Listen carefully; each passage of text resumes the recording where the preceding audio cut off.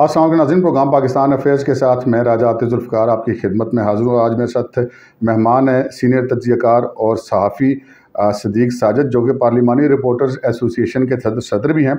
इनके पास ख़बरें बहुत ज़्यादा होती हैं, तो आज हम इनसे पूछते हैं कि क्या क्या ख़बरें चल रही हैं। चौधरी साहब, ये बताएँ जनाब, इस वक्त तो हुकूमत का अब चल चलाओ है, आखिरी दिन चल रहे हैं, मेरा ख्याल है 1 महीना रह गया सारा। जब ये हुकूमत अपना मुद्दत पूरी कर लेगी तो उसके बाद निगरान सेटअप आ जाएगा। तो निगरान सेटअप के लिए बड़ी अफवाहें हैं, बड़ी ख़बरें हैं कि फ़लाँ आ रहा है निगरान वज़ीर-ए-आज़म, फ़लाँ आ रहा है, फ़लाँ के नाम पे और हो रहा है, फ़लाँ के नाम पे और हो रहा है। आपके पास इस वक्त क्या मालूमात है? आप हमारे नाज़रीन को क्या इंफॉर्मेशन इस हवाले से फ़राहम कर सकते हैं? सर बहुत शुक्रिया। असल में जो निगरान सेटअप है उसके ऊपर भी गुफ्तगू शुनीद का सिलसिला और मशावरत का सिलसिला जारी है।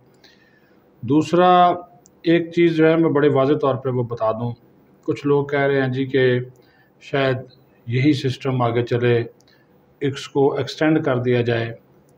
वो भी एक ऑप्शन के तौर पर जमीयत उलमा इस्लाम फ़े की ख्वाहिश है, सिर्फ उनकी, ठीक है। लेकिन जो अक्सरियत है वो ये चाहती है कि इलेक्शन हों और वक्त पर हों।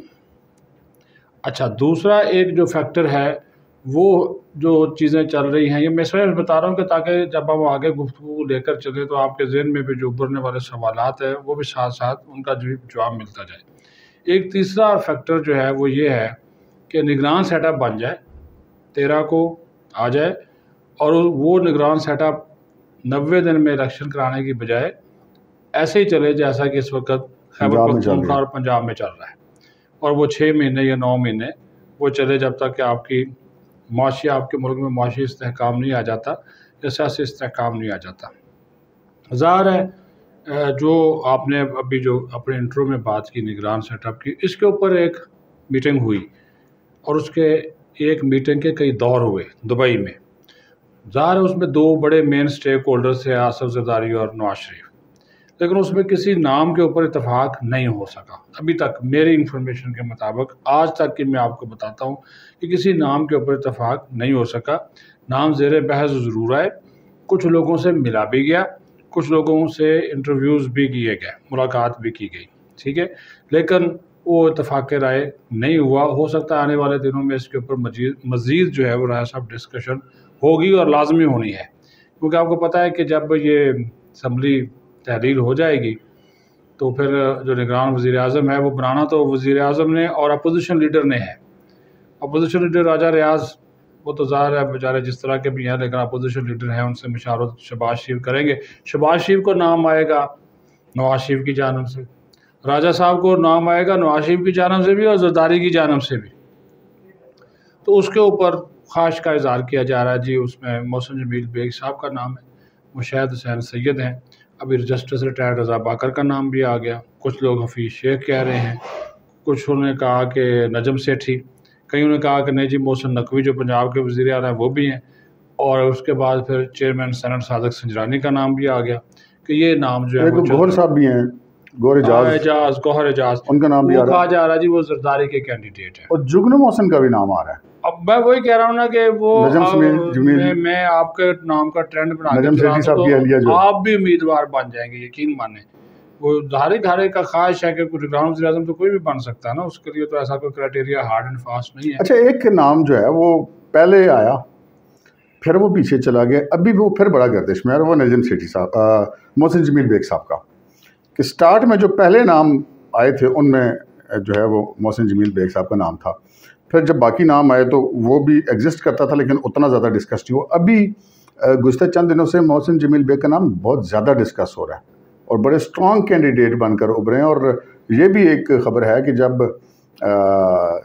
दुबई में सारी मुलाकातें शायद चल रही थी ज़रदारी साहब की और नवाज शरीफ साहब की, तो इस दौरान मोहसिन जमील बेग साहब भी दुबई में मौजूद थे। वो दुबई में थे जी, और वो ज़ाहिर है इसमें कोई शक नहीं, वो दुबई गए थे, उनका प्राइवेट विज़िट था और वो नवाज शरीफ से मिले हैं, इसमें कोई शक नहीं। मरियम नवाज साहबा भी मौजूद थी, वो उनसे मिले हैं, लेकिन उन्होंने वहाँ पे यकीन मानिए, क्योंकि मेरी उनसे बात हुई, कोई इस किस्म की बात उन्होंने उनके साथ भी नहीं की निगरान वज़ीर-ए-आज़म के हवाले से।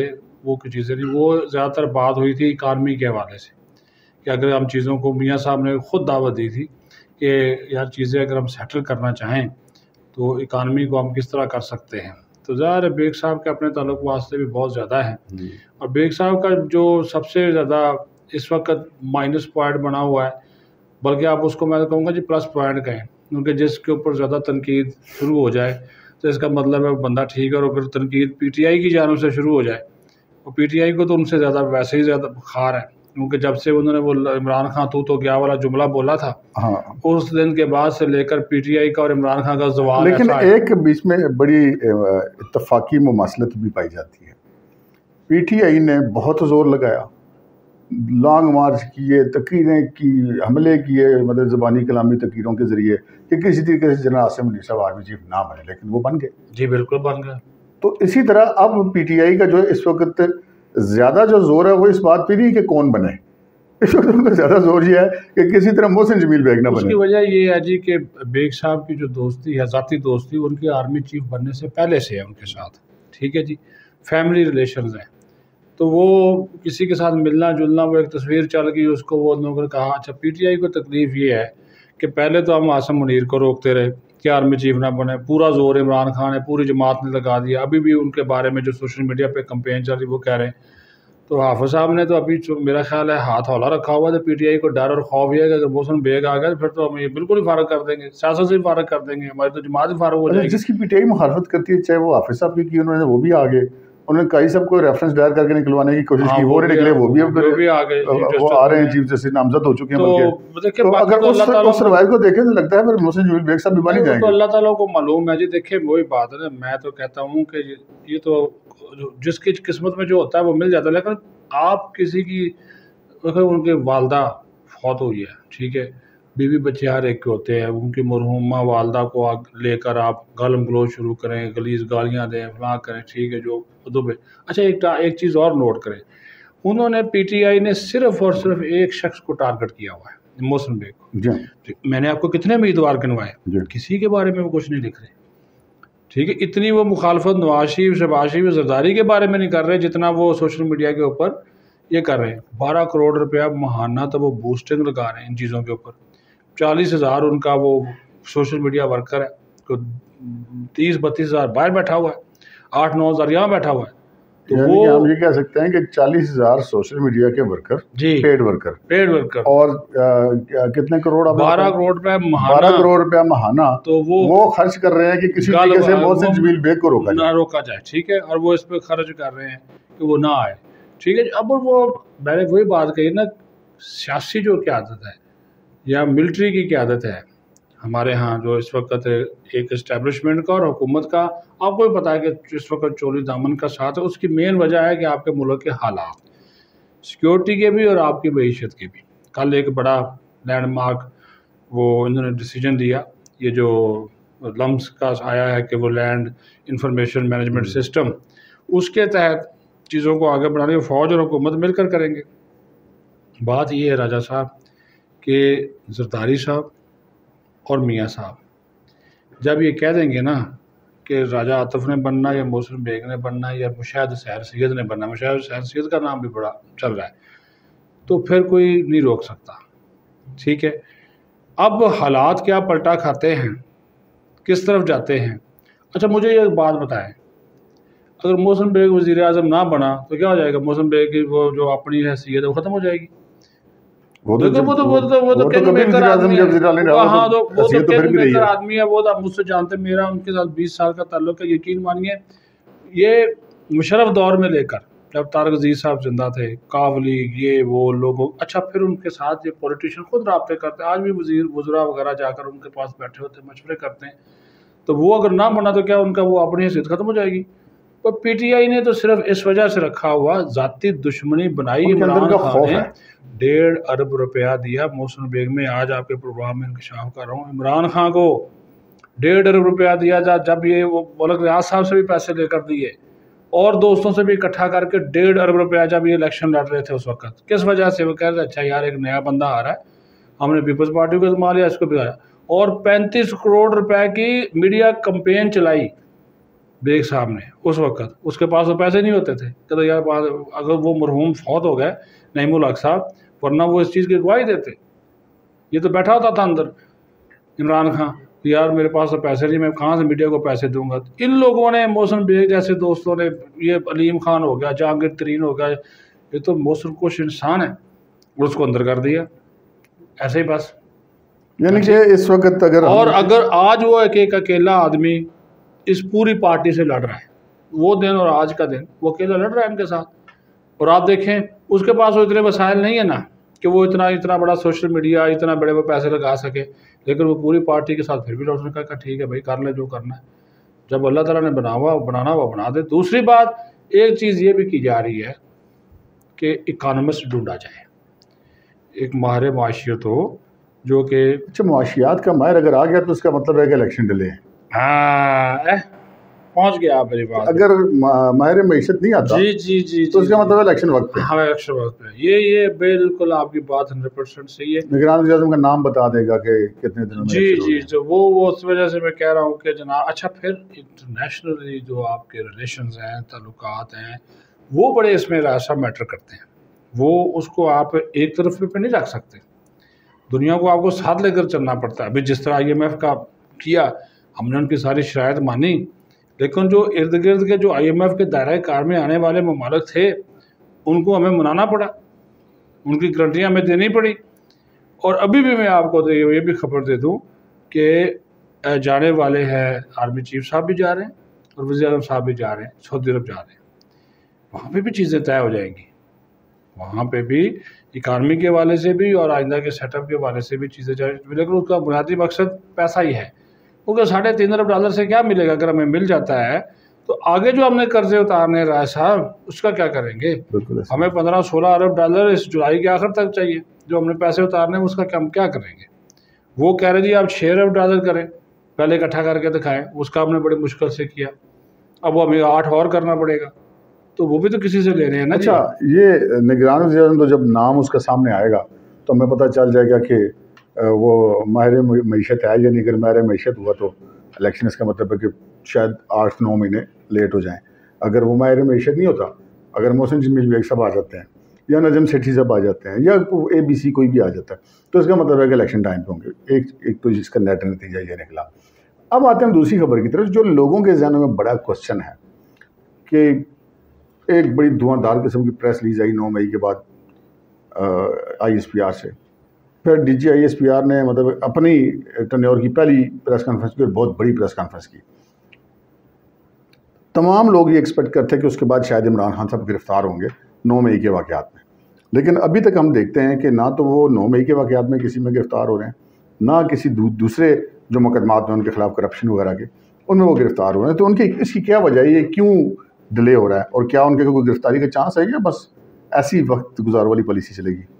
دیکھیے اس معاملے کے اوپر حکومت اور ریاست دونوں جو ہے وہ صبر و تحمل کا مظاہرہ اس وجہ سے کر رہے ہیں. سیدھی بات کہوں گا، اور وہی بات حقیقت بات ہے وہ ہم اپنی آنکھوں سے دیکھتے ہیں، محسوس بھی کرتے ہیں اور ہمیں نظر بھی آتا ہے. اور ایک سمجھدار انسان کے لیے، ایک صحافی کو اگر وہ اپنی 2 آنکھیں تھا اسی کہتے ہیں کہ صحافی کی 4 آنکھیں ہوتی ہیں، ہم اس 4 آنکھوں سے دیکھتے ہیں. مجھے ایک سمپل سی بات بتائیں، یہ کہ میں ان کی سپورٹ یا ان کی مخالفت نہیں کر رہا، یہ آج پکڑ لیں، پکڑا تھا نا، کیا کیا سپریم کورٹ نے؟ Good to see you, welcome, Mercedes منگوائیں، گیسٹ ہاؤس میں رہیں، کھائیں پئیں، دوستوں سے گپ لگائیں. ٹھیک ہے. اگر نہیں مانتے، ایک میری بات سن لیجیے، اگر نہیں مانتی حکومت وہ فیصلہ یا ریاستی ادارے نہیں مانتے، انارکی ہے، کہیں جی پاکستان میں قانون کی حکمرانی نہیں ہے، عدالتیں فارغ. انہوں نے کہا جی ٹھیک ہے جی، مرسیڈیز بھی آ گئی، تیار شیار کر کے بھی لے لاہور چھوڑ گئے ہیں جی، ٹھیک ہے جی. اب کیا کیا، وہ کہتے ہیں، حکومت کہتے ہیں اب بھی ہم پکڑ لیں، پھر اس کا نوٹس لیا جائے گا. وہ جو بیٹھے ہوئے ہیں عمر تا بندیال صاحب پھر نوٹس لیں گے، پھر بلائیں گے، پھر چھوڑ دیں گے. تو انہوں نے کہا ویٹ کر رہے ہیں چیزیں ایسی. انہوں نے کہا جی ان کو پورا موقع دیں. 170 کیسز ہو گئے عدالتوں، انہوں نے کہا جی یہ عدالتیں بھی دیکھ لیں کہ موصوف کس حد تک جاتے ہیں. ٹھیک ہے. آج 2 دن سے اب عدالتیں کیا کر رہی ہیں، انسداد دہشت گردی کی عدالت، یہ میں اس وجہ سے آپ ریکارڈ نکلوا کر دیکھ لیں. کل انسداد دہشت گردی کی عدالت لاہور نے کہا کہ خان صاحب ہم آپ کو یہ اب آخری موقع دے رہے ہیں، 14 تاریخ کو تفتیشی ٹیم کے سامنے پیش ہوں، نہیں پیش ہوں گے تو آپ کی ساری ضمانتیں منسوخ ہو جائیں گی. آج انہوں نے زور لگایا توشہ خانہ کیس میں کہ وہ قابل سماعت نہ ہو، اور وہ اسلام آباد ہائی کورٹ نے واپس بھیجا تھا نا، انہوں نے کہا جی قابل سماعت ہے۔ وہ جج صاحب دلاور صاحب تھے، انہوں نے کہا یار کتنا کم اس کو ریلیف دیں، آپ کا نہ وکیل ہے، کبھی وکیل نہیں آتا۔ پھر وہ انہوں نے کہا کہ 27 سماعتوں میں ایک میں بھی عمران خان پیش نہیں۔ آپ دیکھیں اس سے زیادہ کیا اس بندے کو ریلیف، کیا کسی عام آدمی کو اتنا ریلیف ملا ہے کہ جناب وہ لاہور سے چلے، صبح پٹیشن دائر ہو جائے 9 بجے، 11 بجے جناب آپ کی حاضری ہو جائے، 2 بجے کیس لگ جائے، 4 بجے آپ پیش ہو جائیں، 6 بجے کیس ختم، واپس آپ 8:30 سے اگر 5 سیکنڈ بندہ لیٹ ہونا تو زمانت کینسل ہو جاتی ہے۔ ہاں بالکل۔ تو یہ معذرت کے ساتھ ہمارے ججز نے اور ان کو ریلیف دیا، ایکسٹرا آرڈنری دیا، ان کے لیے سہولت کاری کی۔ اب وہ حکومت اور جو بھی ادارے ہیں انہوں نے کہا کہ جن کے اوپر بھی اب 9 مئی کے جتنے بھی کیسز ہیں، پنجاب کے آئی جی کا کل آپ نے بیان سن لیا، انہوں نے تمام کیسز میں عمران خان کو نامزد کر دیا۔ انہوں نے کہا جی ماسٹر مائنڈ یہ، آپ نے پریس ریلیز کی بات کی نا، انہوں کی پریس ریلیز کا کیا مطلب تھا کہ بھئی ماسٹر مائنڈ یہ ہے۔ کل ہم نے بھی خبر دی، آپ کے چینل پہ ہم نے خبر دی کہ بھئی اس کا یہ ماسٹر مائنڈ تھا۔ آج بھی ہم نے کہا کہ بھئی وہ ایک ایئر فورس کا سابق آفیسر، ایک ایک چیز واضح ہو گئی، ہر چیز نظر آ گئی۔ اسی وجہ سے اب وہ مصروف چلے جائیں گے ریٹائر ہو کے۔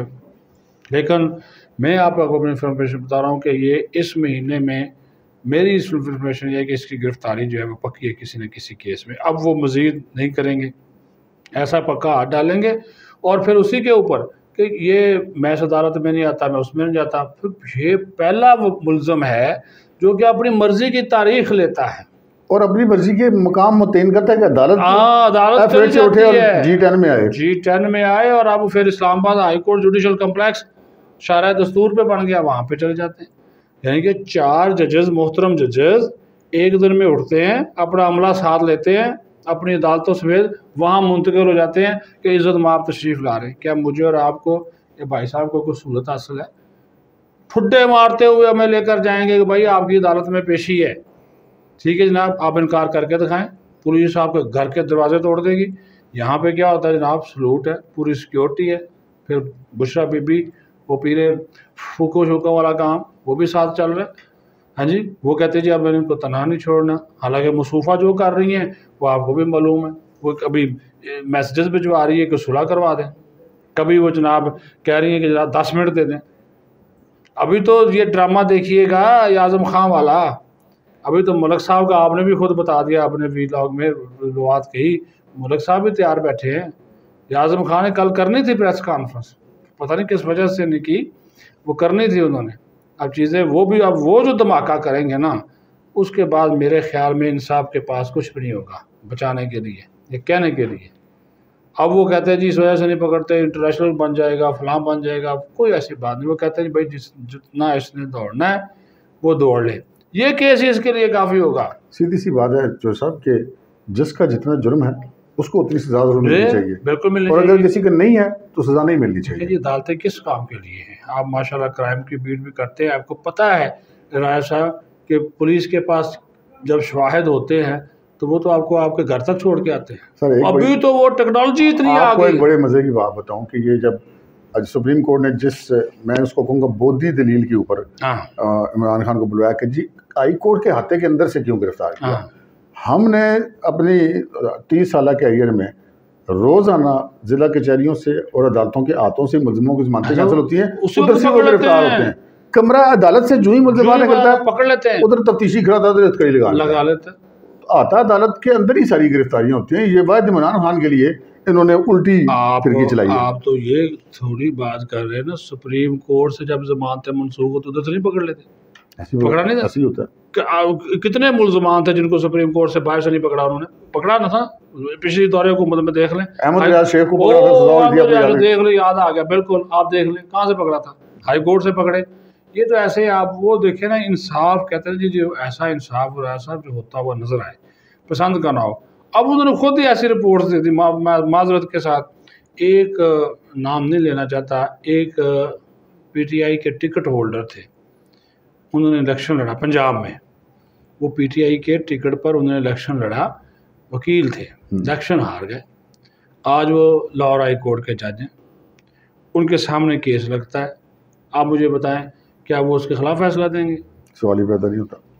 ٹھیک ہے. پھر جو معزز چیف جسٹس صاحب ہیں لاہور، بلکہ اگر وہ واقعی میں جج ہیں تو ان کو تو خود ہی کیس کو سننے سے انکار کر دینا چاہیے. یہاں پہ تو اعتراض بینچ پہ کرتے ہیں، چیف صاحب کہتے ہیں جی کوئی میں سنتا ہی نہیں اعتراض. میری ساس ہے میں ہی سننا. ہاں میں سننا، وہ کہہ رہے ہیں ہاں میری ساس میری مرضی. تو یہ حساب ہے. تو ہمیں بھی احتیاط کرنی چاہیے راجہ صاحب کہ یہ نہ ہو کہ ہمیں انہوں نے بلایا ہو اندر کیا ہو. چلیں جی، اللہ تعالیٰ رحم کرے. ہماری ایک اس میں چیز ہے آپ کے توسط سے یہ چیز بتلانا بہت ضروری ہے کہ دیکھیں یہ جتنا بھی سسٹم اس وقت چلا ہوا ہے نا، یا جو نظام حکومت جس طرح کا بھی چل رہا ہے، آپ یہ دیکھیں کہ سب سے زیادہ جو نقصان ہوا راجہ صاحب وہ اداروں کا ہوا. کس وجہ سے؟ اس شخص کی وجہ سے. اس نے ادارے تباہ کر دیے، اس نے صحافت بھی تباہ کر دی، اس نے الیکشن کمیشن بھی تباہ کر دی، معاشرت تباہ کر دی، اس نے پارلیمنٹ تباہ کر دی، معاشی اقدار تباہ کر دی. ٹھیک ہے. مجھے یاد ہے چوہدری صاحب، آپ تو پارلیمانی رپورٹر ایسوسیشن کے صدر ہیں. عمران خان کے دور میں پارلیمنٹ ہاؤس کی پریس گیلری کو تالا لگا تھا. جو لگا تھا، بالکل لگا جب تھا. علوی صاحب خطاب جی کرنے آئے جی تھے. ہاں بالکل. تو اس وقت آپ دیکھ رہے یہ بھی ایک تاریخ کا ایک بدنما داغ ہے. ان کے دور میں لگا تھا. تو بالکل آپ صحیح کہتے ہیں. میڈیا ٹریٹر کا ان کو خطاب دیا انٹرنیشنل میڈیا. آج وہ ہمیں تانے مارتے ہیں تو کیا کریں جی. یہ تو بھائی نے اس شخص نے جو تباہی مچائی ہے نا، یقین ماننا یہ کئی. اور ابھی بھی آپ لکھ کر دیکھ لیں، میں کو ٹویٹ کر دیتا ہوں یا آپ کر کے دیکھ لیں، اس کا جواب نہیں دیتے، گالیاں دیتے ہیں، گندی گالیاں دیتے ہیں. آپ کی ماں بہن ایک کر دیتے ہیں. یہ تربیت ہے. کیا کرے بندہ ان کا. تو وہ ایک چھوٹی سی مثال دیتا ہوں. ابھی تھوڑی دیر پہلے میں اور آپ کسی جگہ پہ بیٹھے ہوتے، ہم دونوں اکٹھے، تو وہاں پہ ایک یوتھیا بھائی تھا جی جی جس نے جو دعویٰ کیا، اس نے کہا کہ پورے پاکستان میں کوئی موٹر وے نواز شریف نے نہیں بنایا. الگ بنائی اس نے. تو جب اس طرح کی دلیل آ جائے تو پھر ہتھیار پھینک دینے چاہیے. ہم نے بھی پھینک دیے تھے. نہیں دلیل نہیں. دیکھیں اب سرکاری ملازم اگر پارٹی میں شروع کر دے گا تو مجھے بتائیں، یہی تو المیہ ہے کہ آپ حقیقت کو نہیں دیکھتے، حقائق کو نہیں دیکھتے، سچ نہیں دیکھتے. ایک چیز میری آپ کی آنکھوں کے سامنے ہوئی. آپ نے بڑی اچھی بات کی آف دی ریکارڈ کہ بھائی صحافی جو ہے نا وہ جانبدار ہی ہوتا ہے. ٹھیک ہے. وہ اس کے پاس فیکٹ کے ساتھ ہوتی ہے نا، کہ وہ آپ فیکٹس کو دیکھتا ہے. وہ آپ فیکٹس کو تو چھپا تو نہیں سکتے. اب آپ وہ جو کہہ رہے ہیں جی راجہ صاحب نون لیگ کے ہیں یا میں نون لیگ کا ہوں، ہم نے تو پی ٹی آئی کے حق میں بھی پروگرام کیے ہیں. ہم نے تو پیپلز پارٹی اور نون لیگ کے بھی خلاف کیے ہیں. آپ نے بھی کیے ہوئے ہیں کہ بھائی یہ ابھی جو ہر روز بھائی جو انفارمیشن آتی ہے ہم ایز اے صحافی اب اپنے عوام کے ساتھ، اپنے جو ویورز ہیں ان کے ساتھ شیئر کر دیتے ہیں. تو اس کے اوپر یہ ٹیگ لگانے والا بندہ بھی یہی عمران خان ہے. اس نے تقسیم کر دی صحافی. یہ لفظ استعمال کرتے ہیں تقریر کے دوران جب پی ایم تھے، اس کے بعد بھی کہ ہمارے والے صحافی. جی جی بالکل. دیکھیں نا یہ ہمارے اور تمہارے والی تفریق. اور ان کے والے صحافی تو اسٹیج پہ تقریریں کرتے ہیں بلاتا بھی تھا. یہ بلاتا بھی انہیں کو تھا جو یوٹیوبرز نے بنا دیے. وہ مطلب پہلی دفعہ ہم نے دیکھا کہ کسی سیاسی پارٹی کے اسٹیج پہ وہ تقریریں کرتے ہیں جا کے. اور آپ اندازہ کریں چیف صاحب جانے والے ہیں. انہوں نے 3 یوٹیوبرز پچھلے دنوں بلائے. تینوں کو تینوں پی ٹی آئی کے تھے. مجھے بتائیے سے پچھلے دن آپ کو بھی بلاتے ہیں، مجھے بھی بلاتے، یا تو پھر اوروں دوستوں کو بلاتے. انہوں نے 3 خاص کو کیوں بلایا؟ اب ہر کام تو اس طرح ہو رہے ہیں. اور پھر اپنے مطلب کی باتیں، پھر اس کی انہوں نے تردید بھی نہیں کی. تو راج صاحب یہ میں وہی تو کہہ رہا ہوں نا کہ ہر چیز انہوں نے تباہ کر کے رکھ دی. قصہ مختصر یہ کہ 56,000 کیسز کیوں پینڈنگ ہے. چیف جسٹس کو بات اس پہ کرنی چاہیے. جی بالکل. کہ انہوں نے اس پہ کیا کیا ہے، اور اس پہ بھی کریں کہ 140 میں سے 129ویں نمبر پہ انصاف نہیں. اب تو ویسے اس جو عمران خان صاحب کی گرفتاری کے بعد جو فلم چلی ہے عدلیہ کی، میں نے نہیں خیال کہ 140واں نمبر پاکستان کے علاوہ کسی اور عدلیہ کے پاس ہو. ایسا ممکن ہے. ناظرین آپ نے گفتگو سنی صدیق ساجد صاحب کی. صدیق ساجد صاحب نے 2-3 بہت اہم انکشافات کیے کہ وہ کون سا شخص ہے جس کو محض نگران وزیر اعظم بننے سے روکنے کے لیے $12.5 کروڑ ماہانہ خرچ کیے جا رہے ہیں. اور 12.5 کتنے جی 12 کروڑ روپے 12 کروڑ روپے ماہانہ خرچ کیے جا رہے ہیں. 40,000 میڈیا ٹرولز اس بندے کے پیچھے لگائے ہوئے ہیں. اور جو ہماری عدلیہ کی حالت زار ہے وہ بھی آپ کے سامنے ہے. لیکن ایک بات چودھری صاحب نے کہی، وہ یہ کہی کہ اب انتظار کی گھڑیاں ختم ہونے کو ہیں اور عمران خان کو بالآخر گرفتار ہونا ہی ہے. اور چودھری صاحب کے خیال میں وہ جولائی کے مہینے کے اندر ہی گرفتار ہوں گے. اب تک کے لیے اتنا ہی. مجھے اور صدیق ساجد کو اجازت دیجیے. اللہ حافظ.